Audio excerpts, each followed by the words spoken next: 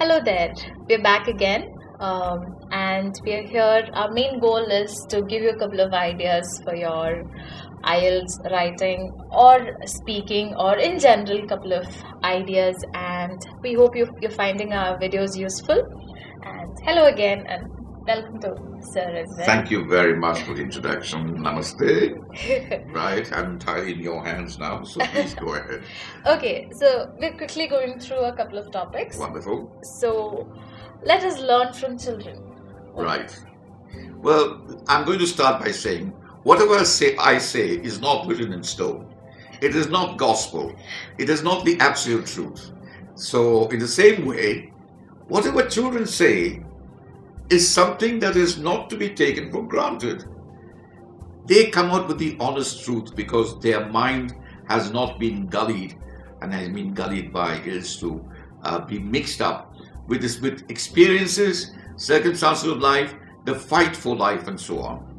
They come out innocently, as has been said in many of our old texts where our seniors have tried to teach us. The innocence of a child brings out the truth. If you can reach that stage, when you reach that age of life, then believe you me, it must be a state of paradise because you are innocent and you speak the truth. You're being honest and you say things as you see it. You don't contrive.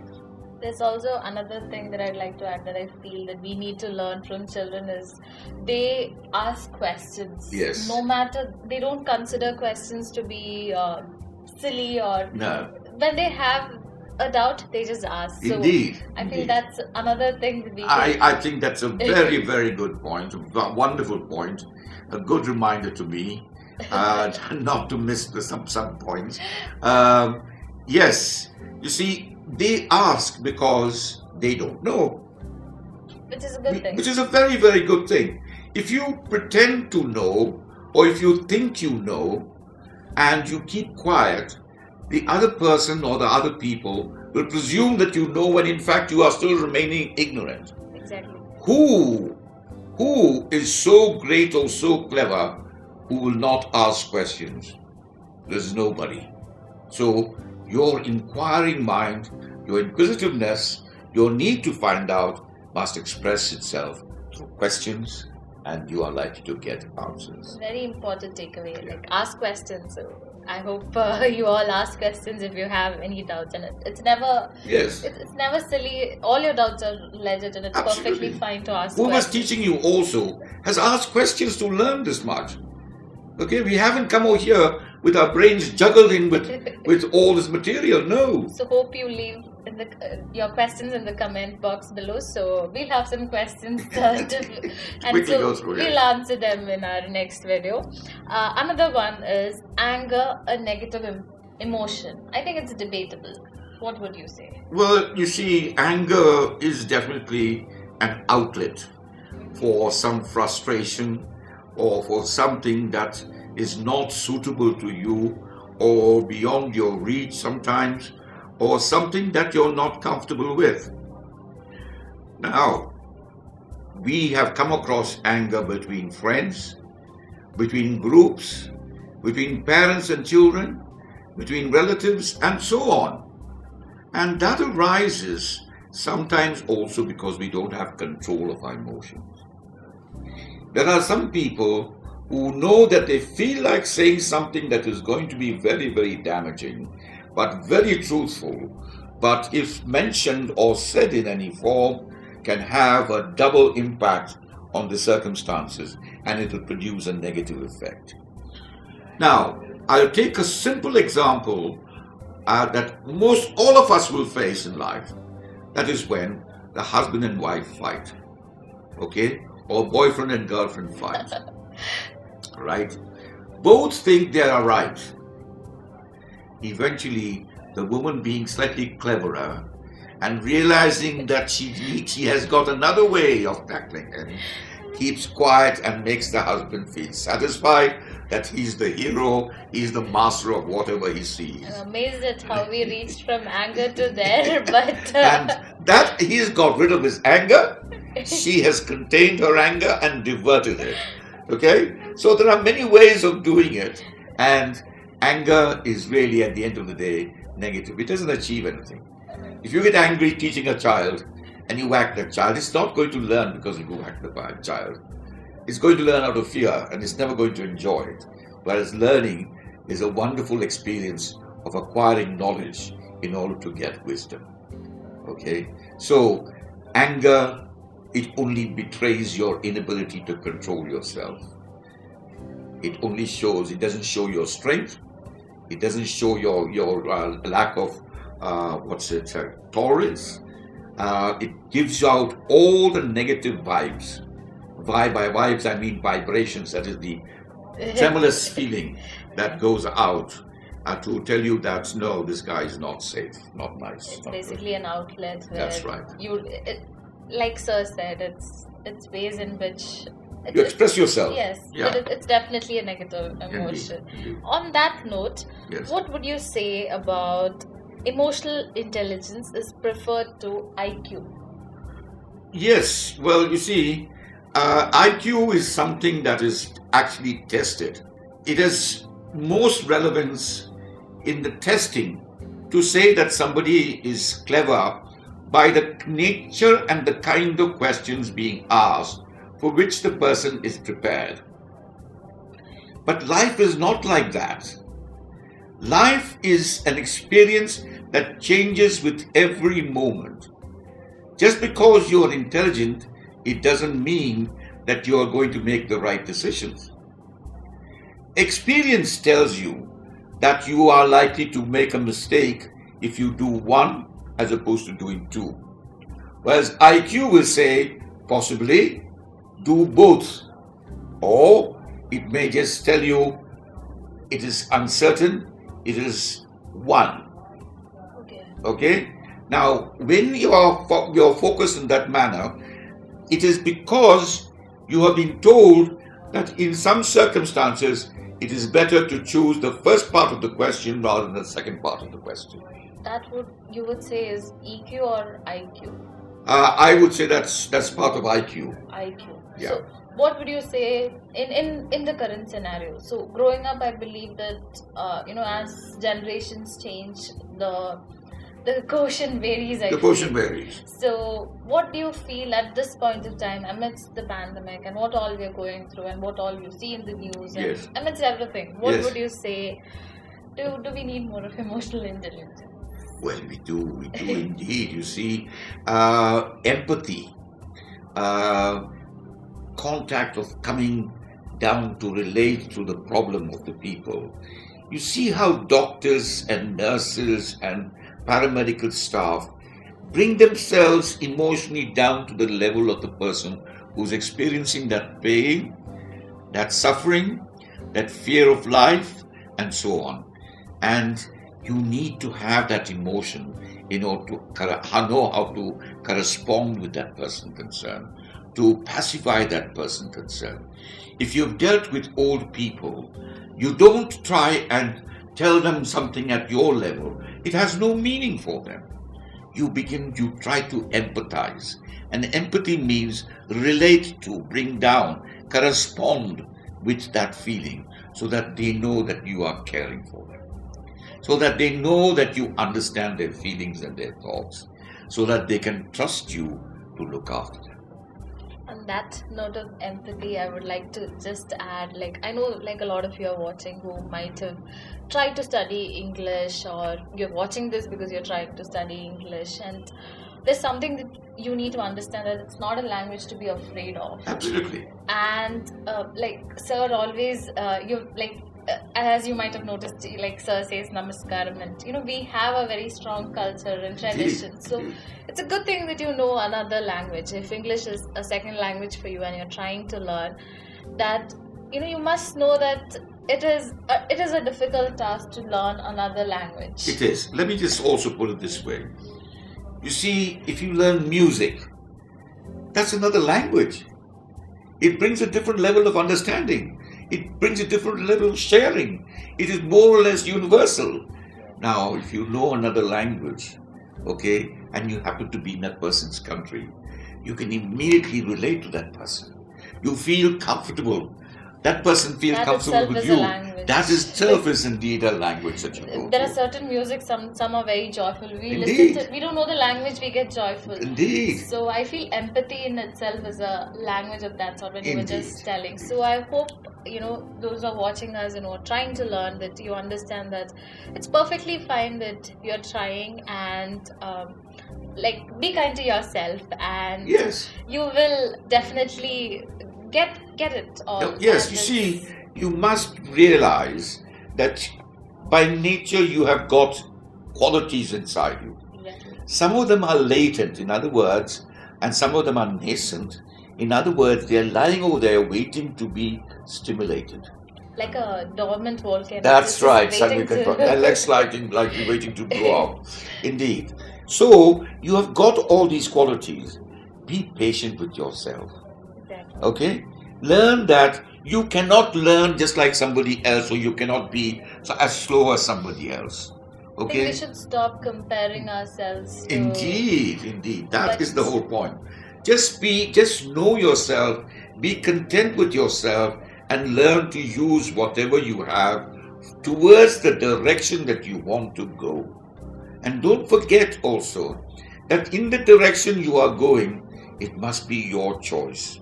Because if you are making it a choice made up and decided upon by somebody else, you're likely to regret it.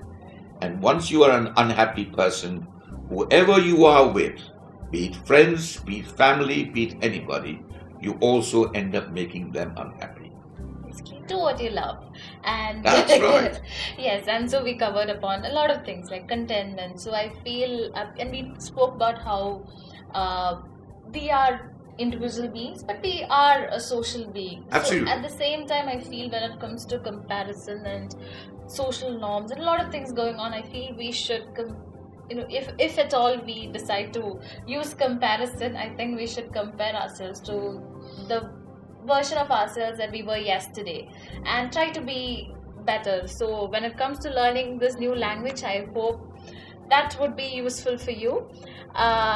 Moving on to the next topic. Indeed. Yes. So what would you say about reading? Reading is to broaden the horizons of information. With the information explosion that we have currently, there is internet, there are so many other resources that are available. So Yes. what would you say about that age-old, the reading which is not that common nowadays? So what Well, would you say about that? There are some very interesting points with regard to that.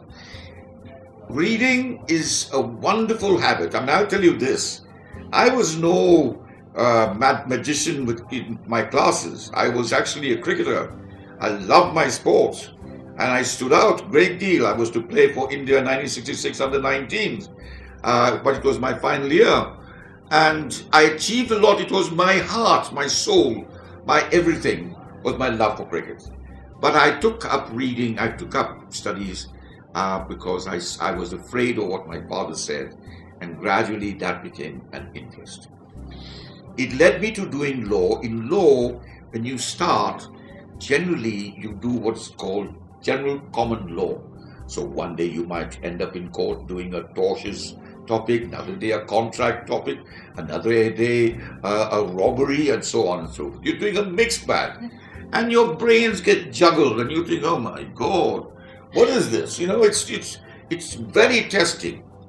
And gradually, people started specializing. Okay, and today there are chambers that specialize in certain kinds of work. So they are perfect experts because you can't expect to learn everything. So you would say because of reading That's- in that specific Area, you'll do Yeah. it. So what I'm coming to is read, but select what you want to read. Okay. Whatever you want to read, read it. Okay? It may not be relevant to somebody else's thoughts. It may not be directly relevant to what you are studying, but you want to read it, read it. Read what you love. Indeed. Okay. Because you see, what you're doing by that is constantly expanding your knowledge, bringing about your ability to read, enjoying what you're reading. and getting into the mind of the person who has written. You're sharing so many things. Definitely. Wonderful points. Thank you so Thank much you. for that, sir. A couple of other things to Yes. just quickly go to. All progress need not always be good. How would you comment on that? Yes, indeed. You see, let's take an example of Can I companies. frame it a different way? Please All do. progress need not always be good. Do you Yes. agree or disagree to that statement? Because that's the kind of way some questions are framed Indeed. when it comes to certain exams. So, Indeed. do you agree or disagree to the statement? I agree with the statement that it is not always progressive, and progress as such does not mean success. Okay? You can progress from one class to the other, but all you're doing is progressing. You're not necessarily being successful. Okay? So you see, I was talking about taking an example of a company that's just quickly struck my mind, or many other things also. Okay. You see, a company on a limited liability basis, which is another topic altogether, which I won't touch into, may suddenly decide, well, I want, the aeroplane industry is very good. And then you might decide, the dam industry is very good. And then the railway industry is very good.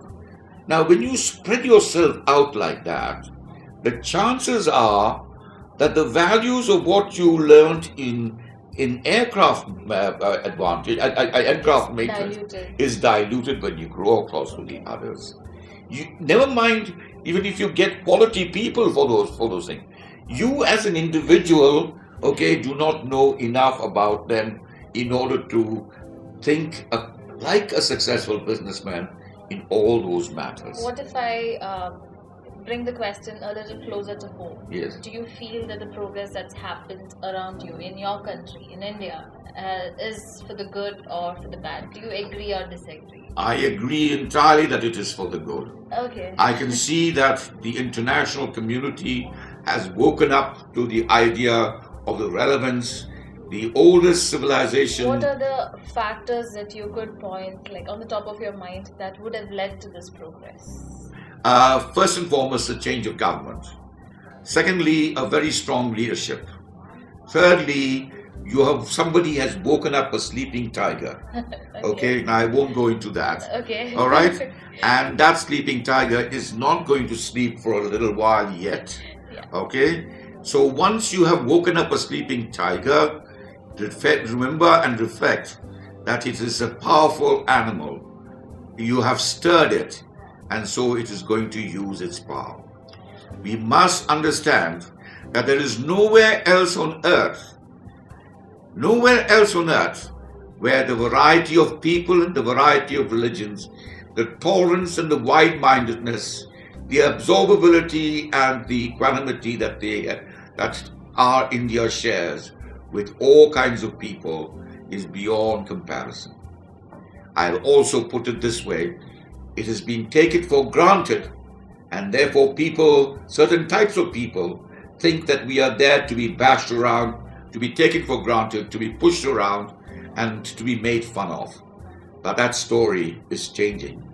But what I worry about is that it is changing too rapidly, and we might lose control of it. I hope that doesn't happen. Okay, and we must also realize that there is not a single civilization, excepting ours, that has lasted all these centuries and still remains a civilization. The Greek civilization has gone, the Roman civilization has gone, you name it all, they have all gone. These are all new cultures in Australia, in New Zealand, in America, in Canada, in parts of South Africa. They are new cultures derived from a nucleus of England. They are mainly Anglo-Saxons who have always been at the forefront of conflict. That is how nation building has happened, but they're also equally devious. And when you are devious and duplicitous, and as the Indian says, speak with a forked tongue, and you got a sword in your hand, okay, you can be destructive. But let's also put it this way: they created the Industrial Revolution. They converted what they exploited into something practical. They lifted their people to a good and high standard of living, they had the sense to look after their own people, which we haven't as yet developed. Even though we've always had it, we are constantly still at loggerheads with each other on certain matters, which is only divisive. Okay. Yet they have been able to unite and keep a front and also talk about the success, because from the Industrial Revolution we have all the gadgetry that arises today. They have made use of our sciences that we developed and started, and they have converted it. That is where you've got to give them credit, and that is where you must show them respect and appreciation, but without forgetting who you are also. So indeed, so sir agrees with the term all progress need not always be good, and I would also say progress is also a relative term, like we discussed about success. Indeed. Okay. Very much so. And so we hope those points were helpful. Moving on to a couple of last topics before we wind up the video. English is everybody's language. What would you say? Well, not necessarily the case. You see, as I was just mentioning earlier, the Industrial Revolution started up in the West, in Britain and so on and so forth. And so every term of what they learned from us and took away from us, they converted into English and understandable English term and left behind the language that followed them. Now they have given a meaning to computers, okay, to binary, which is made up of a 0 and a 1. Okay? Now, where did the 0 come from? Where did the single bit come from? To be 1. It was not invented, it was all from here. Yeah. But they made use of it. Okay? Now, can you just repeat the question again? English is everybody's language. Now, you go to South America. It is not English that gets you around. It is Spanish. The most number of people, the most common language in the world is not English, it is Spanish. It was Spanish? Yeah. It is English now. No. Okay. You see, there are more people who speak Spanish. English is known as lingua franca. Lingua franca, it doesn't mean that it is the most spoken language. Okay. So it's the most common language. Okay. Okay? Because people relate to it. Okay. All right? And that is only for business purposes. Now, for example, if you go to Korea, South Korea, or North Korea, or Japan, or China, they don't all speak English or make attempts to speak English like we do. How would you define lingua franca? What would you tell that term means? I think that the common term for that is, it's the common language being spoken. Between people of different mother tongues? Between people of different mother tongues. So normally it is concentrated upon the people who speak a particular tongue and those who relate to it. Okay. Yeah, sounds good. Okay, so can you move on to the next question? Yeah. So just two more quick ones. A rolling stone gathers no moss. Yes, indeed. How would you? I'm very concerned about these kind of phrases or clauses being used in English and being repeated by many of us without really understanding that there is more to it than the simple reading of it. Yeah. Okay. Now, a rolling stone gathers no moss. That's very true, and that means just simply that it doesn't become useful because it doesn't stay stationary anywhere, and it doesn't get itself dirty, and it just continues to roll and remain still a stone. Now you can see how many different meanings you can pick out from it. There's a quote that's coming to my mind. So we are not trees because we don't have roots. So we are meant to travel and move around and grow. Yeah. Otherwise we would be trees. So yes, when you're telling this that one statement, or it was a quote or something that I read. Right. So I think there are different interpretations to just this one phrase. You see, I come across this very funny experience. And I think I feel very sorry for many of our students who are students and seniors and postgraduates and so on and so forth, who think that the moment they quote Shakespeare, they are speaking at a different level. Or they may not be able to quote Burns. And if you know what Burns means, it is Scottish, okay?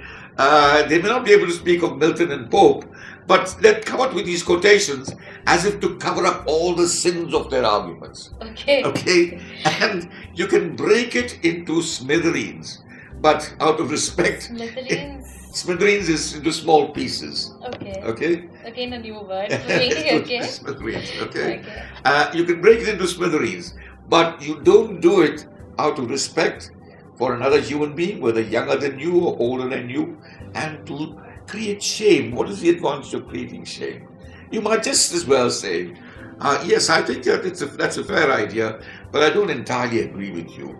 I would have used a different one. I think the value of I empathy- agree to disagree. You agree, yeah. Okay, so That's a yeah, phrase, that's yes. right. So you see, you must be careful of using phrases, Yeah. using terms, using quotations of any country without actually knowing its What inner it meaning. means. Yep. Okay? Thank you for that. The last one for in this series, haste makes waste. Yes, indeed, it does. I know it can be looked at from different views. So, It can indeed. in an educational point of view, or when it comes to, let's say, resources, Indeed. can we dwell upon that from that point of view? Well, resources, or do you want to talk about the individual? I'll touch on both. Oh, sure. Okay? Yeah. You see, the individual, if he has got to do something in a hurry because it's required to be done, the chances are that all his faculties will not actually operate at the same level. Yeah. And so what he produces or she produces may have lots of different errors in it. And that is because when you're speeding up your old system, you're leaving aside many things that are relevant to it, but you are prepared to sacrifice that in order to make the haste more important. Basically, not focusing on the quality of work, but just getting just it to done. get it done. Yes. Yes, and then you end up Right. leading it to a lot of waste. And then when that happens also, it leads to waste. Yeah. Now, it's not just waste as the product itself is wasted, because you instead of using every bit of what you've been given and fitting it in nicely, you find that certain bits and pieces are superfluous. You don't know how to put it in time. Because of the hurry that you are in and your mental state. Yeah. Okay, you're a bit juggled in the head because you can't use all your facilities, right, equally when you try and hurry yourself up. If you're a person who's always in a hurry, then that's the best you can do. Yeah. Okay. But if you're a person who's calculated and requires a coordination of all your faculties, right, then if you rush, you're going to waste. Yes. Okay. I think that's something that I've learned from Sir, and I think we have come to an end of this video as well, where Sir is always stressed on the need, do it in like whatever you're doing, do it slowly, do it in a calm manner. That's right. So when you are attempting your exams, I hope this is a tip. That is one very important thing that I was going to come back to. Okay, don't forget, when you're doing your exams, first and foremost, read the question at least twice and make sure you understand it before you answer it. Because without understanding the question, whatever answer you provide will either be incomplete or wrong. Okay. Lots of scenarios where, be it speaking or writing, we end up interpreting the question in the wrong manner. Okay. And that it leads to the entire answer being wrong, wasting a lot of time. So that's right. Now you must understand this also, that the examiner is asking something not to trip you, not to deliberately make you fail, but to actually test you to see whether you understand what you have learned. Okay? They are not trying to be too clever, but in order to know whether you can survive, okay, by the subject that you have learned, you know the differences between what is there in the question and what is not relevant in the question. Basically just trying to know what you know, and they're not your enemies, or they're not there to put you down. Yes. Okay. So And then you got some time, make notes of all the points that you have got, okay? And Be it see if you for- can prioritize it, because let me also put it this way. If you have not used a point because of the shortage of time, all right, or any other reason, the examiner has the option of looking through it and say, oh, the person knew about this, and he's bound to give you something for it, Yeah. okay? Just a tip in writing, you can make a note of the points That's right. when you see the question, understand the question carefully, like Sir said, and then you can make a note of the points that you wish to cover. That's right. Speaking, when it comes to cue cards, as you know, you have 1 minute of preparation time. You can always use that time to gather your ideas, put them into place so that you have something to cover upon. Indeed. And we hope this video was useful. With one more thing I need to conclude with. Yes. Always, always, always give yourself at least 3 minutes at the end of your essay to revise your essay, because a lot of mistakes are made when you are in a haste, when you are answering matters to time, and the questions are there that are testing you, okay? So you're likely to make many mistakes. And if you can revise for about 3 minutes, you'll be surprised how many things you'll pick up to perfect your answer. Okay. Definitely. So thank you so much for Not at those all, wonderful thank you. points, and they've definitely come from a lot of years of experience. Hope you all found this video useful, and stay tuned for more. And thank you so much. Namaste. Namaste. Thank you.